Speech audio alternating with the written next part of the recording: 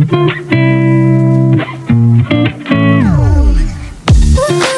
Korean heart gesture is used to say I like or love you to someone, and it's commonly used to show how much you adore someone.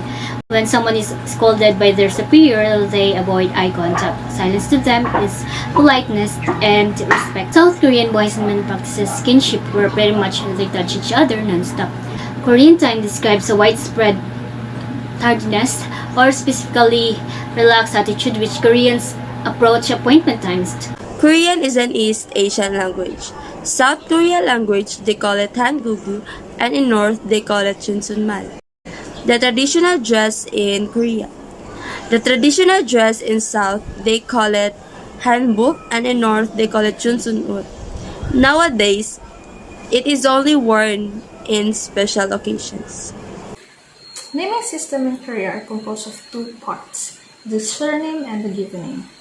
So surname always come before the given name. For example, Kim Min-soo. Kim was his surname and Min-soo was his given name. Having your first conversation in Korean starts with a simple hi. To greet someone in polite manner, we say 안녕하세요. Cultural practices, the ethical code of conduct in social life, and showing respect to the elders and family. Koreans also believe in sincerity and loyalty and follow certain codes of conduct while meeting, eating, praying, and even celebrating. At times, when many other cultures would shake hands, Koreans bow. They bow as a sign of gratitude and respect to the person they are meeting. The traditional Korean meals are noted for the numbers of side dishes, the banchan that accompany steamed, cooked, short green rice.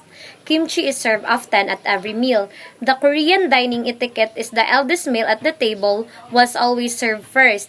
The younger members of the table should not pick up their chopsticks or start eating before the elders.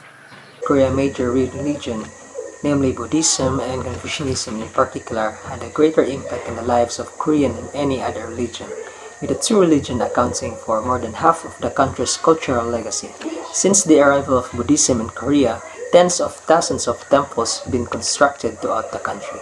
Also, South Korea celebrates a lot of festivities, but the top festivals in Korea were the Sakura season in Seoul and in Busan, the Seoul Lantern Festival in the Chonggyeon Plaza, Jeju Fire Festival in the Jeju Island, Boryong Mud Festival in the town of Boryong, and lastly, the Gunchang Barley Field Festival in the Guncheon region.